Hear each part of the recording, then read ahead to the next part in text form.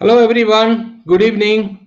Welcome to the live session of on LinkedIn, Facebook and YouTube. And thanks to the technology which has made this available to streaming it all the time at all the platform in one go. And thanks to LinkedIn for approving the LinkedIn Live. And this is the first session which we are having today. Coming to the today's discussion, as I said that in this live session we will be calling or inviting entrepreneurs, industry leaders, business coaches, investors all together and interact with all of us, and we will have opportunity to learn from them. And today's session, and we at MentorCard believe and the philosophy that learn by making why to learn by making mistakes when you can learn with mentors. And that is what the whole philosophy is about, mentoring and mentoring technology as such, which we are enabling on the platform. So in today's live session, I have requested our special guest, Mr. Vijay Sethi. He need not to give any introduction for him, and the people who do not know him, he's a CIO, head of HR, and head of CSR in Hero MotoCorp. Especially today's event is very special for me, and that's why when I started this session, I thought to have him first on the show and then take it further from here. That he has been my mentor for more than 20 years now. Very long relationship I cherish with him. He has been always with me in all my good times, bad times, having helping me in all across. And that's what this event make it very special for me.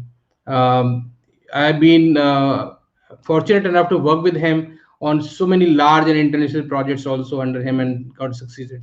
He gave me first opportunity to travel abroad. He gave me first opportunity for talking to senior people in the market and take it forward from there. So I learned everything from him, and whatever I'm here today is because of him.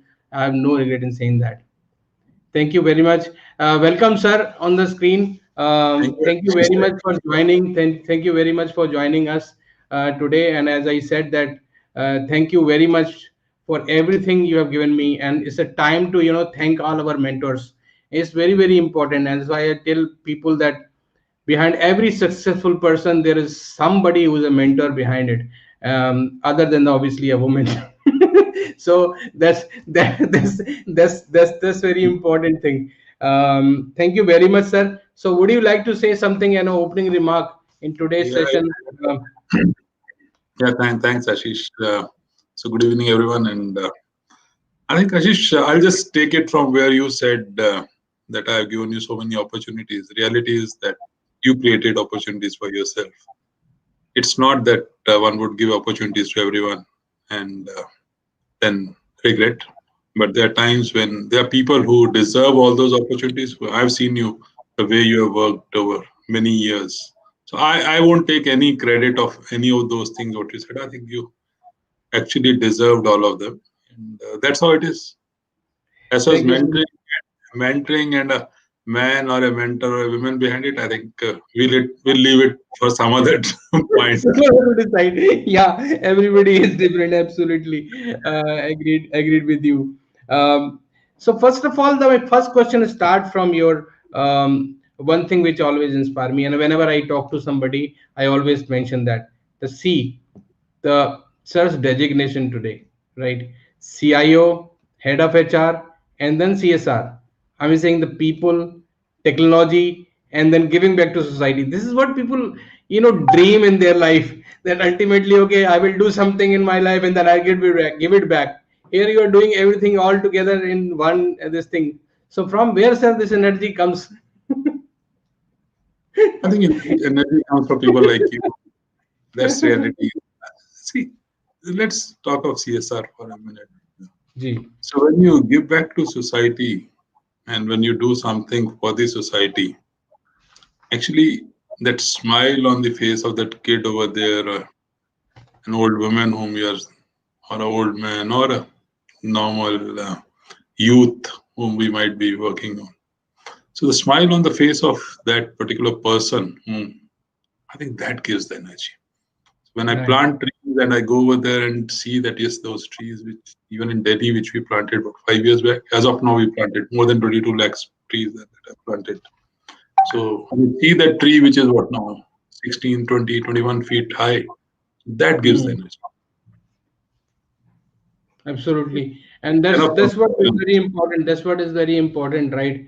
And people used to talk about that three things makes the companies and organization: people, process, and technology. So two of them are definitely with you, and finally, ultimately, it's these two decide the process what is going to run in the company. So at that same time, and that's very important. So, sir, as you know that at MentorCard, a lot of young student comes and young professional also comes. Like today, we have around 2,000 plus people already on the platform who comes uh, and do a different interaction. We have 200 plus mentors also now on the platform. We are also coming in January launch in Indonesia. In Australia also we have signed a partnership. In India also we're going to upgrade our platform to 2.0, which is going to be available for even B2B, means the company within the mentor, and I'll talk about that also. So that young generation who is coming out of the college in say next 3 years, what is the advice for them in terms of what should they focus on so that they are relevant and they are enjoying the future of which is going to be built. What should they focus on and what are the areas they should talk about, how they should plan their career in a better way? That is the advice I think so everybody will look for. So there'll be different kind of people. Some coming out of engineering colleges, some doing Right, BBA, some doing an MBA, CA, whatever. There can't be one size fit all. Number one, there's right, not right, one career that an right. individual can choose. I think the first thing is, irrespective of the career that you choose, you need to be very, very clear that you need to really put in a lot of efforts into that. So while there are a lot of people, a lot of students who are in their first year, second year, third year, and they think that by the time I come out of college and MBA, maybe by third semester, they start thinking that now I'll be a big manager in an organization. So I think the reality is, irrespective of whatever level you get in, you need to ensure that you really work very hard. So that would be one. So never think that uh, you can achieve any success in life without hard work. The second, I personally always genuinely believe, and I always tell everyone, is just because you are do a degree, a degree could be from best of the engineering colleges, best of MBA institutes on earth. That's not the end of your knowledge. Just think that that is the beginning of your knowledge. So when you get into a job, keep your eyes and mind open and always try to learn as many more things as you can. I don't Right, know that there is nothing which is right in learning or wrong in learning, in the sense that there are a lot of people who would ask me, should I do a Java? Should I do a cybersecurity course? Should I get into forensics? Should I do something else? Should I do MBA in this subject? The reality is that's just the starting point. Any of these would just open your horizons. As you move forward after 5, 7 years, many of these things would actually become irrelevant. Many of the jobs that existed 5 years back, they don't exist today. Many of the jobs that exist today after 5, 7 years, they won't even exist. But what actually happens is it is your own adaptability, it is your own knowledge that carries forward. So always be ready for exploring new areas, take care of knowledge in the entire thing. And the last, I'll just give three. I can go on and on for hours on this topic, which is right. really. Third, see, lot of time when people get into a job, so there's a huge lure for money. So what I've seen is that many people also get into a trap of doing unethical things. Hmm. If you want to grow in life, always be ethical. Integrity has to be at the topmost, because there'll be people who say, who is watching? Can I just, for example, very very simple things that, okay, I'm going from point A to point B in a local bus, but since the company allows me a car, so I'll charge the taxi bill. No one is watching. No one would even know. The company won't even know this. It's only you who know. You are cheating yourself. So those are, and these are the small things, and then you can get into a bigger issue. So reality is, if you really are honest, you have full ethics. you do a hard work, and you keep upgrading your skills, irrespective of whatever skills you have, then in whatever field you work, you will excel. Hmm. That's very important. Third point is very important. Actually, that's the foundation, and that will drive everything. Because Oh, ultimately, if you are having a strong integrity, everybody will would love to work with you, whether it's a company, individual, or making any personal networking or professional networking. You would be known for that, and that is very important. I agree. I fully agree with you. Second thing on this, in the recruitment, I'm saying I've been going to a lot of colleges and a lot of university. I've been talking and meeting, and I'm sure आप तो जाते ही हैं everywhere. Uh, Everybody is running towards that. Okay, somehow I get selected with campus. Somehow I get it, thing done. And people talk about what is that one mantra to get selected, So instead of asking that mantra here, I will rather ask that what are the recruitment trends and patterns are going to change in future, which they should probably acquire, obviously, other than the skill what they are having. But are there any change? Are we moving towards gig economy? And if we are moving towards gig economy, or opportunities in that area are coming highly, then in that case, how people or students can prepare themselves within that area. see, the reality is what you're saying is right. So when each one of us got into a college first time, graduation, I won't even go to PG level. Even at Right. graduation level, we went. We, our parents, everyone in the family thought that now the kid has gone into college. After the college, he or she would get a job.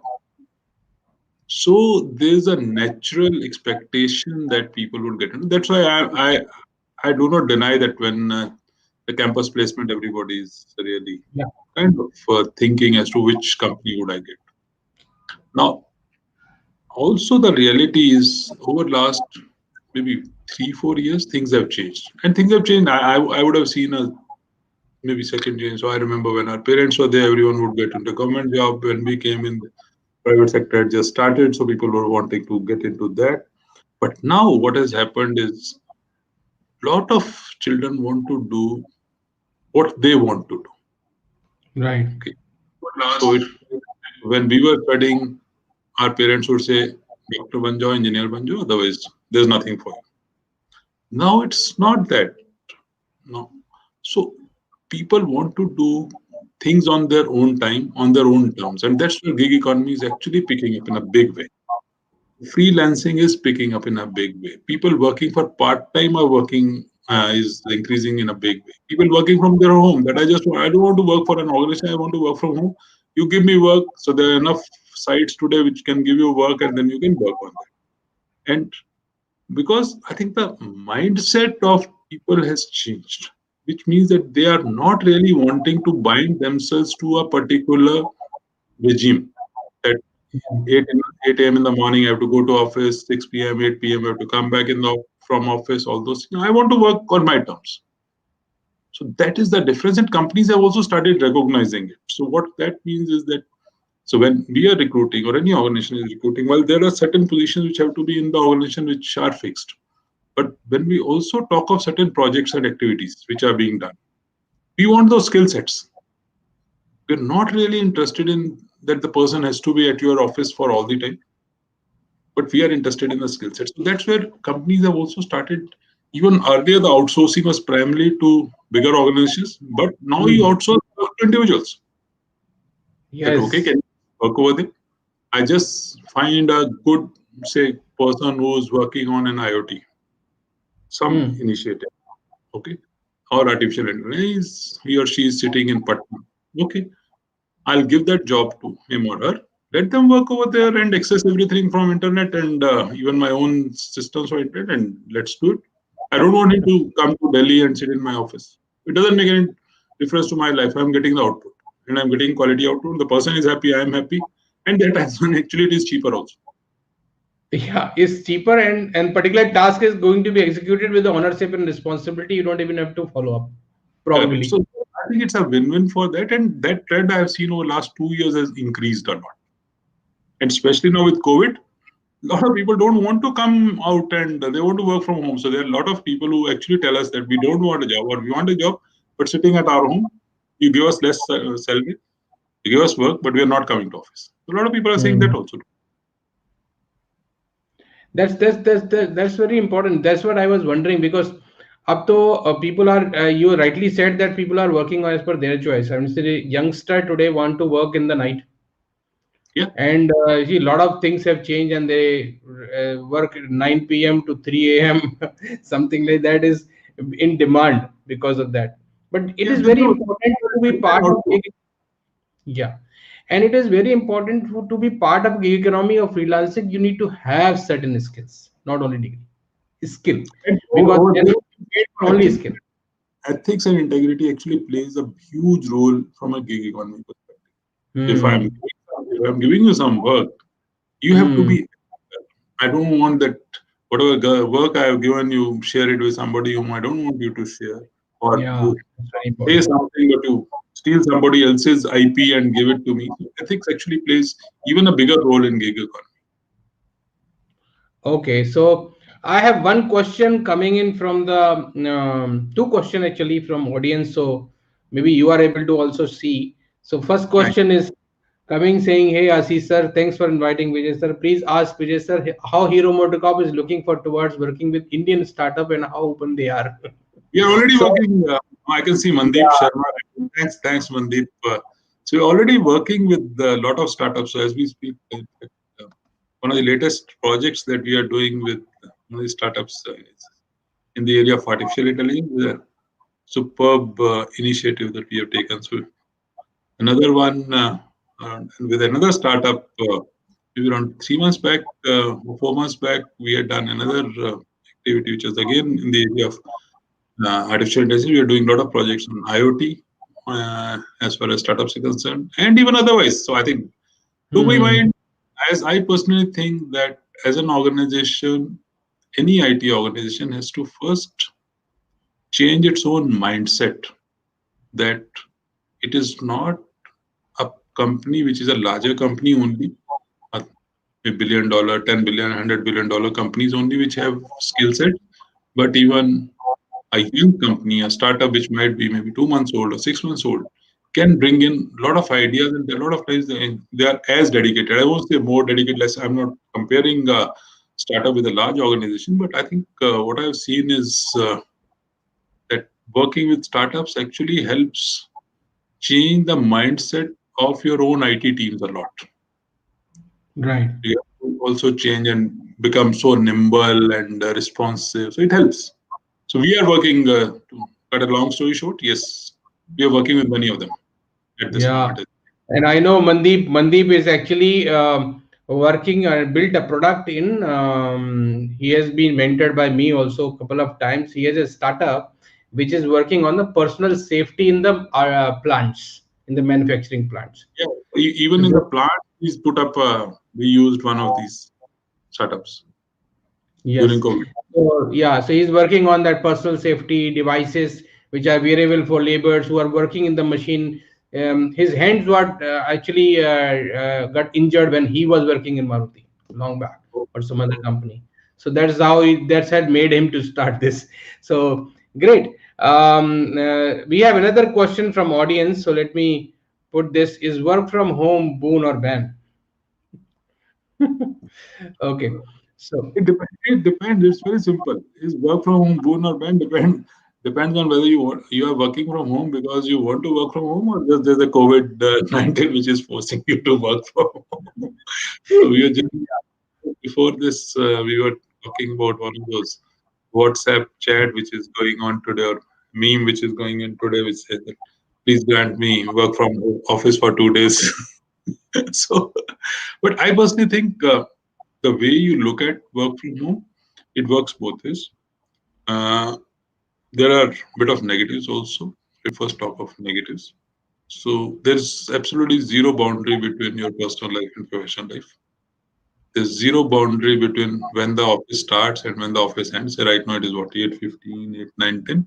I don't know. Maybe just after this also I have two meetings lined up. So you never know when it starts, never ends, because everyone is taking you grant for granted, and you take everybody for granted that this person would be available.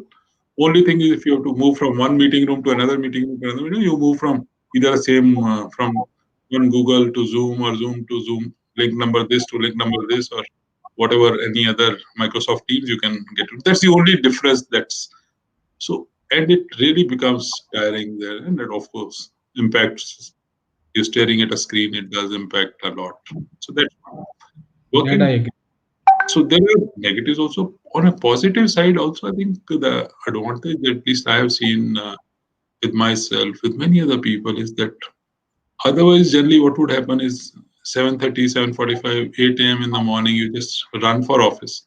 By the time you reach back, it is 9, 9:30, 10 sometimes. You're too tired even to spend time, any time with your family. So you are at least able to spend time with family. You're able to spend time on yourself. Otherwise, वो भाग-दौड़ की जिंदगी चलती रहती है. You don't even know. You don't know what is going on. So there are Right.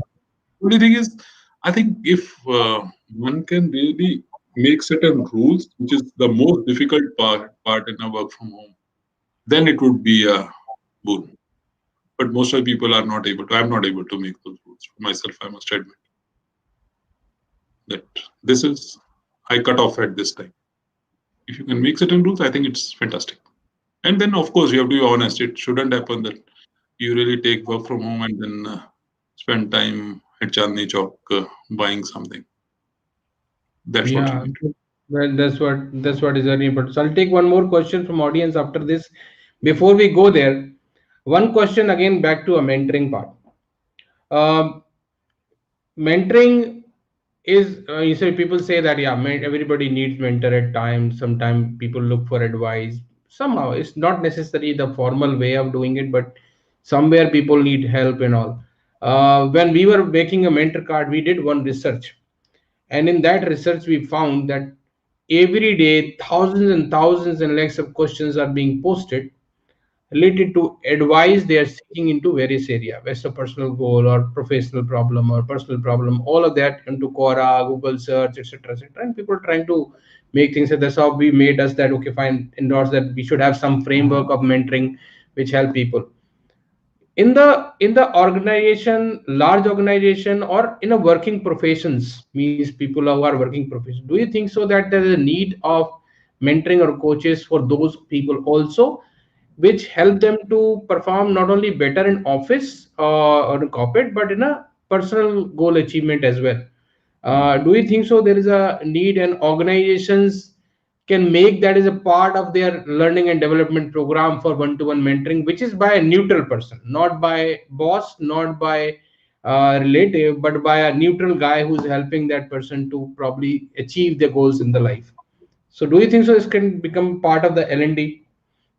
I think coaching and mentoring is something which really helps employees, irrespective of level. Irrespective, I'm saying it's not just a junior level to senior most level. Coaching and mentoring does help, and coaching and mentoring help significantly if it is done by someone who's not related to you, whether it's within the organization or relatives, as you said, because Hmm. then that person can actually give you an unbiased opinion, unbiased advice, unbiased feedback Hmm. on what are the areas where you're good, where you're bad, where you need to improve. It's kind of a mirror being shown to you, and it helps a lot. And it does help increase the, and it helps both on the personal side and professional side, both. So I think any mentoring is not just on professional side only. So it helps you both on a personal side and on professional side. And I've seen that the organizational performance also improves a lot.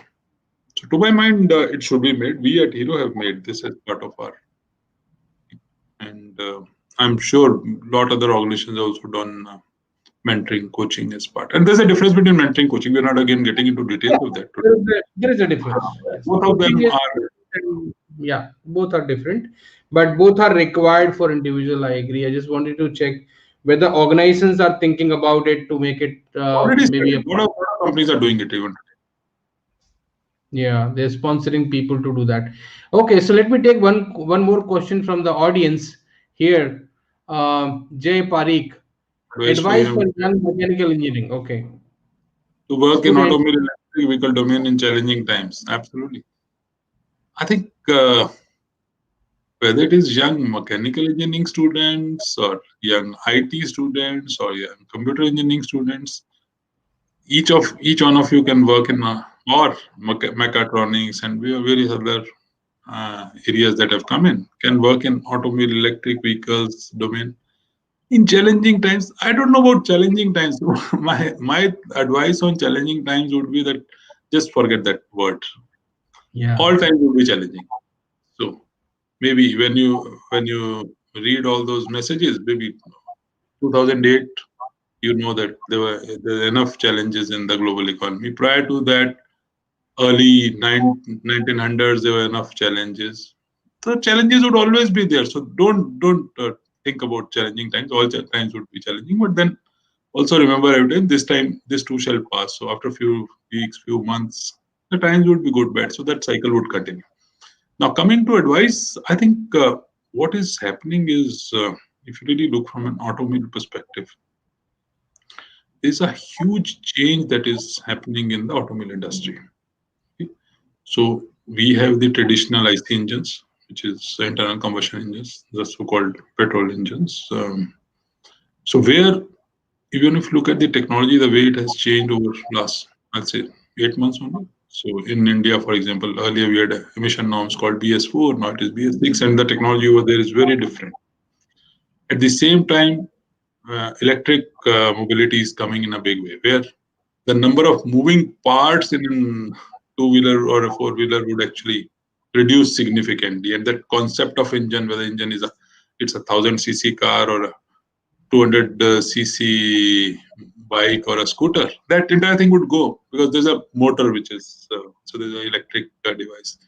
But what really has to be done by the mechanical engineering students or any other students is your fundamentals have to be very, very strong. The fundamentals always help. You can always learn new things.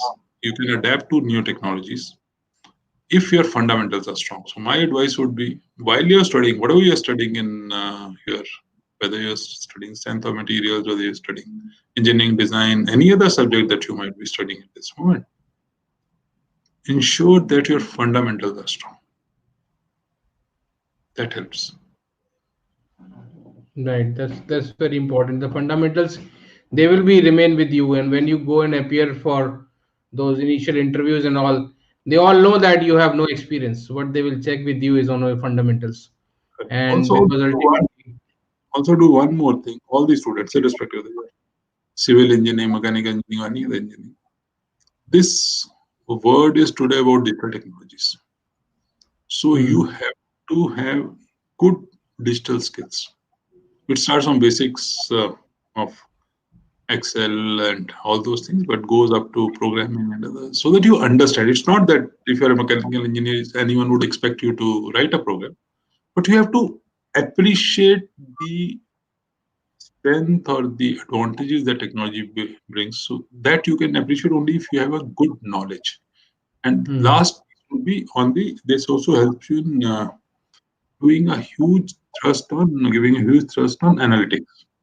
If you have a technology bent of mind, chances are that you will actually get into database analytics. Otherwise, it will be all gut or an Excel based reporting, which doesn't help. So keep those fundamentals. So do some courses on data science, do some other courses, understand new technologies which are coming in, understand what machine learning can help. And there are a lot of courses today, many of them available free or 600 rupees, 900. They're not expensive.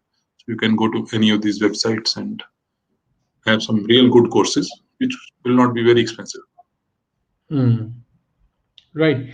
Coming to one more question, which is on the startup ecosystem.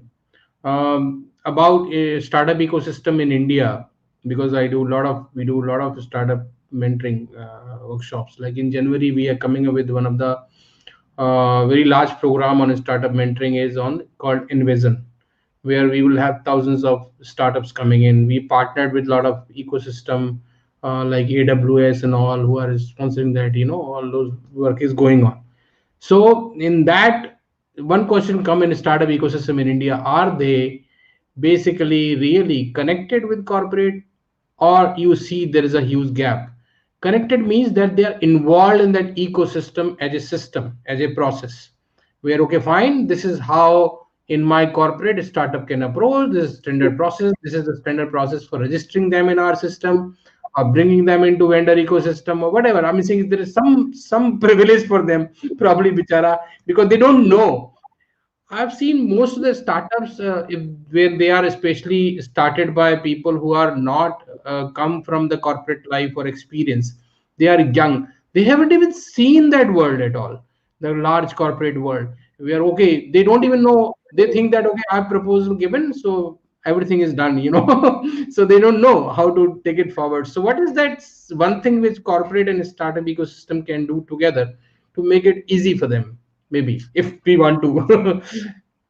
So there are times when, on a lighter note, when they think that everything is done, the only thing is done that's done at the other end is pressing of a delete button on the email, Yes, and they're exactly. waiting for the response. Absolutely. So I think your point is valid. A lot of organizations do not have a separate process for fast tracking startups. I know I'm working with many of these guys in NESCOM and some of the other areas, so how to help them. But I think that's from a corporate perspective, that's a good, that's an area that companies also need to work on. Hmm. As far as fast tracking or not, my belief is something very different. To my mind, whether it's a startup or a large organization, they have to compete based on their True. strengths. Okay. So just because somebody is a startup and say in my evaluation that person comes at 9 and other organization which is not a startup comes Hmm. at 10, just because it's a startup, I'll not actually give, irrespective of whatever it may be. So when you said that do startups have any privilege, to my mind, they should not have any privilege. They No, should not. It should, they have to actually not compete in on this. evaluation, but on adding entry to access or something like They that. have to compete on the strength of their idea. What Absolutely. I think, uh, again, I come back to the mindset change within the corporates, where corporates have to really change their mind and say that startups can bring in lot of, and they do bring in a lot of value. So it's not that when you are talking to an organization, that organization has to have 1,000 people. Even if the organization Hmm. has 11 people and they are doing a good job, why not? Even this 1,000 people company was someday 11 people company. Of course, So yes. when you get into that mindset after that, then for those organizations which get into that mindset, then startups, getting working with startups is easy. Easy. But Yeah. startups also have to do one thing. There are a lot of times when I have seen, and I do get mails from startups, I think the way they show their value proposition Hmm. many times is technical.